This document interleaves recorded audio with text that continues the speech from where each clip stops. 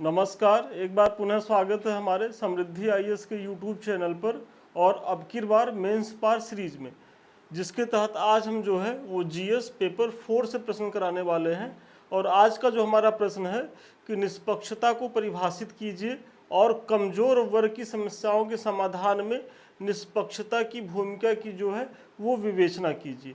देखिए 12 अंक में ये नहीं है, ये 8 अंक में है और इसी को आज हम करवाने वाले हैं।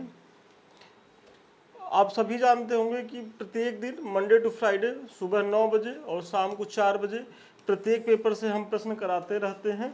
ये शेड्यूल है। और सैटरडे को जो है शनिवार को प्रत्येक वीकली करंट अफेयर्स आता है मॉर्निंग में 9 बजे। तो इस समय आप चैनल पे ज़रूर बने रहें, क्योंकि यहाँ न केवल आप को एक प्रश्न करने को मिलेगा बल्कि इसका मॉडल आंसर भी आपको मिलेगा। और साथ ही साथ मुख्य परीक्षा को लेकर के जो आपके अंदर एक फियर है आंसर राइटिंग को लेकर के, आप लोग आंसर राइटिंग करते नहीं हैं या समझ में नहीं आता कि कैसे लिखा जाए, कैसे भूमिका लिखा जाए, कैसे निष्कर्ष लिखा जाए या कैसे बीच का पाठ लिखा जाए, तो वो सारी चीज़ें हम यहाँ सिखाते हैं। तो इस समय तो आप ज़रूर बने रहिएगा। ये बहुत ही फ्रूटफुल जो है वो बैच है।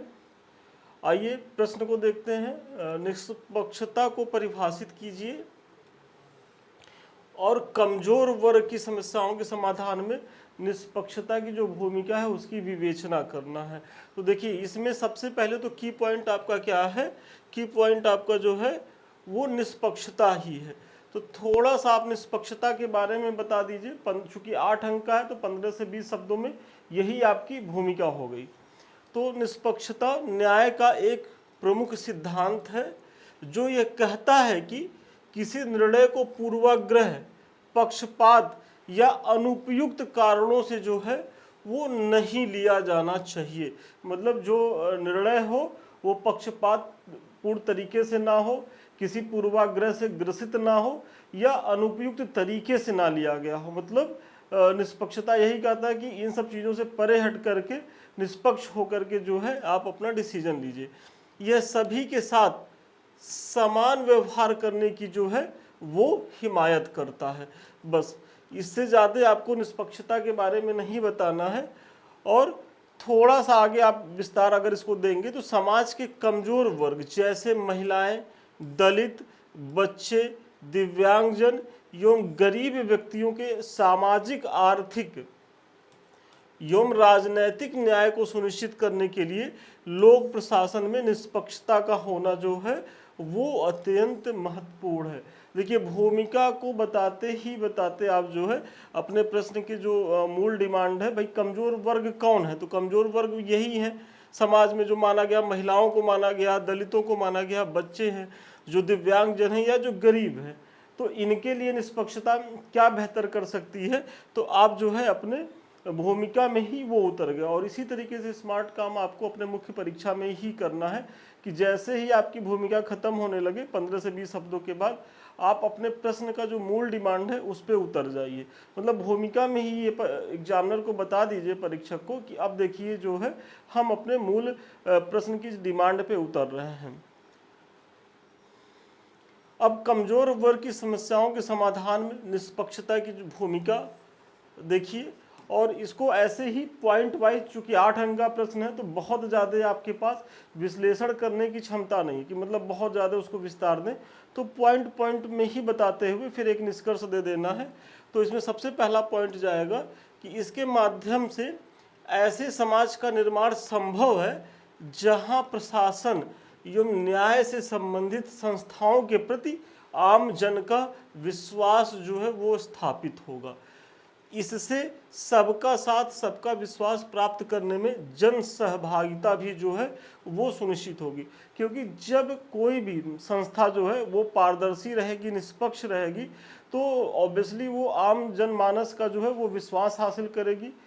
वर्तमान समय में अगर देखें तो न्यायपालिका को लेकर के जो सुप्रीम कोर्ट है वहाँ उसको लेकर के, उसके फैसले को लेकर के आम जन में एक धारणा है कि सुप्रीम कोर्ट में यदि चीज़ें रहेंगी तो वहाँ से न्याय मिलेगा।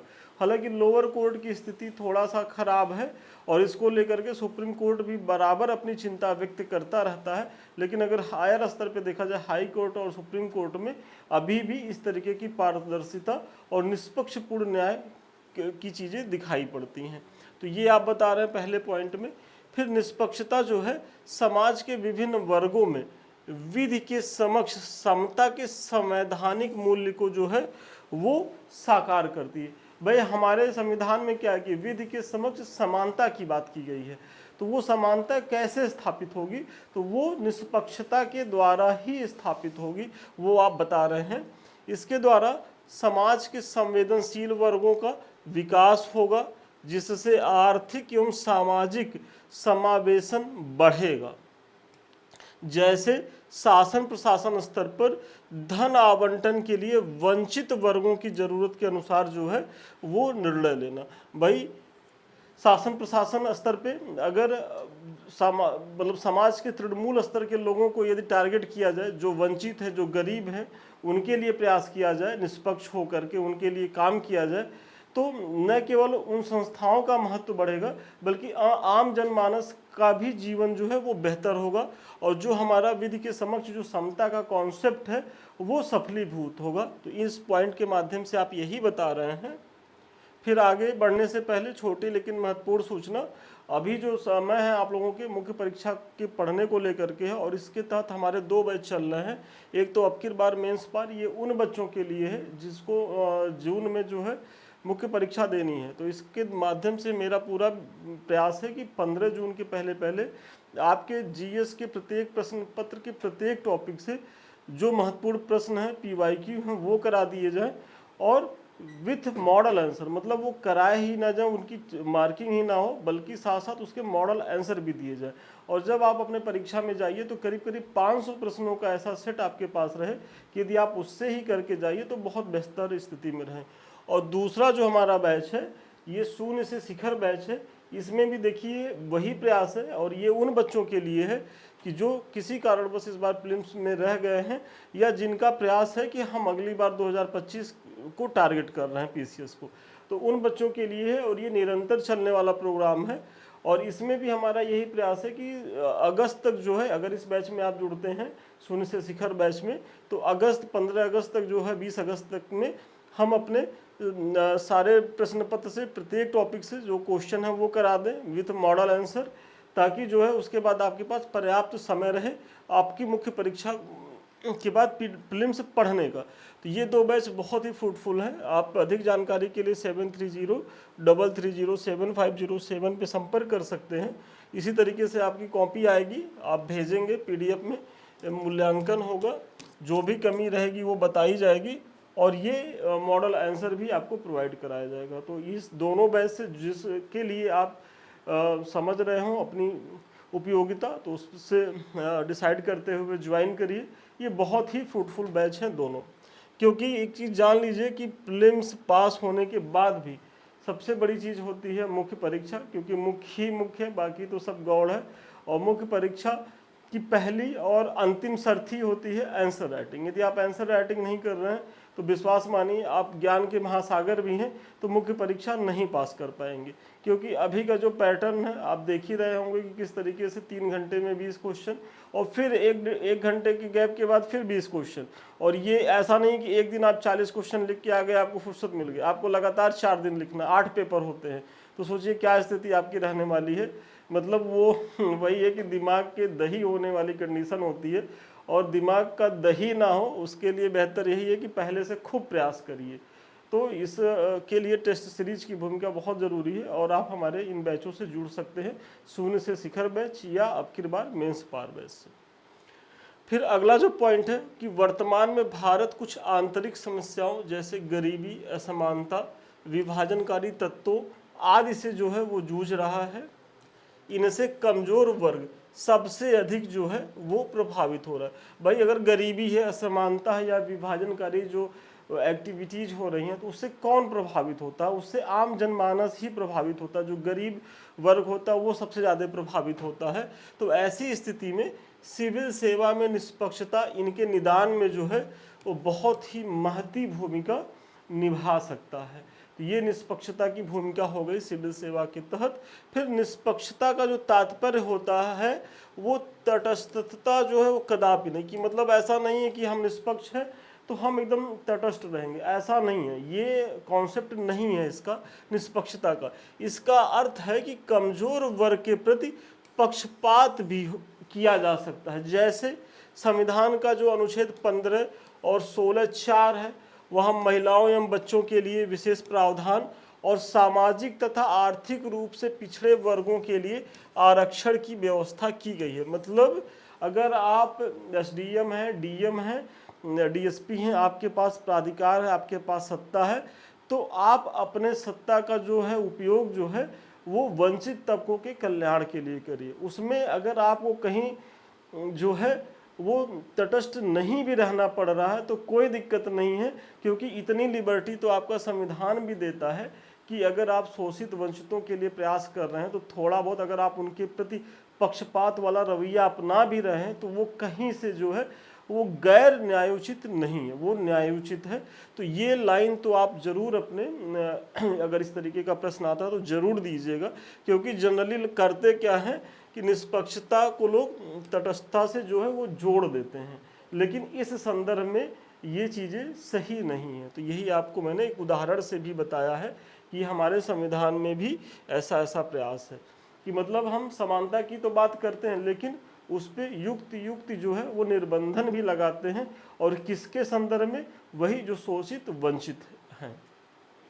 इसी तरह सांप्रदायिक दंगे, अल्पसंख्यक प्रदर्शन, महिलाओं से संबंधित अपराध जैसे संवेदनशील मामलों में निष्पक्ष अधिकारी की जो है वो विश्वसनीयता जो है वो सबसे अधिक होती है।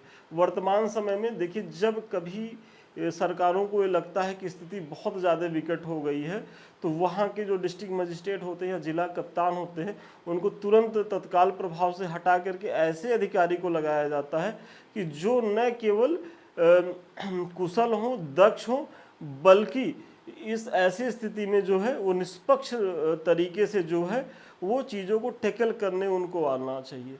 और अगर वो निष्पक्ष हैं तो वो दोनों पक्षों में, अगर कहीं सांप्रदायिक दंगा है और अगर एक वर्ग को ये लग रहा है कि नहीं इनका जो है झुकाव जो है वो हमारे अगेंस्ट में है, तो फिर वो चीज़ें आप नियंत्रित नहीं कर सकते। वो नियंत्रित तभी कर सकते हैं कि जब दोनों वर्गों का आपके ऊपर विश्वास हो। तो इसीलिए ऐसे अधिकारियों की तत्काल तैनाती की जाती है और फिर वो स्थिति में नियंत्रित करने में भी सफल होते हैं। तो यही चीज़ आप इस पॉइंट में बता रहे हैं। और एक बहुत महत्वपूर्ण समिति रही है इसको लेकर के, नोलन समिति। तो नोलन समिति के अनुसार भी जो है निष्पक्षता सिविल सेवा के महत्वपूर्ण नैतिक मूल्यों में भी शामिल है। जो नोलन समिति ने जो महत्वपूर्ण नैतिक मूल्यों की बात की है तो उसमें निष्पक्षता को भी उन्होंने शामिल किया था, और यह भेदभाव एवं पक्षपात पूर्ण निर्णय को रोक कर सामाजिक न्याय में विश्वास जो है वो उत्पन्न करता है। कौन करता है? निष्पक्षता करता है। तो यही आज के प्रश्न का जो है उत्तर था, और चूंकि ये 8 अंकों का प्रश्न था, आपको 125 शब्दों में ही लिखना है, तो इससे ज़्यादा आपको लिखने की ज़रूरत नहीं है, क्योंकि अगर आप इससे ज़्यादा लिखेंगे, और ऐसा नहीं है कि आप लोग विद्वान हैं, प्रीलिम्स पास करके आए होंगे तो चीज़ें आ रही होंगी, लेकिन इस मोह में मत पड़िएगा कि अगर बहुत ज़्यादा आप लिखने के चक्कर में क्या होगा कि लास्ट के जो 12 अंक के जो प्रश्न हैं वो आपके अगर 2-3 छूट जाते हैं, और वो जनरली छूट जाते हैं, अगर आप टाइम मैनेजमेंट नहीं करेंगे तो उनका छूटना तय है, तो वो आपके लिए बहुत भारी पड़ने वाले हैं।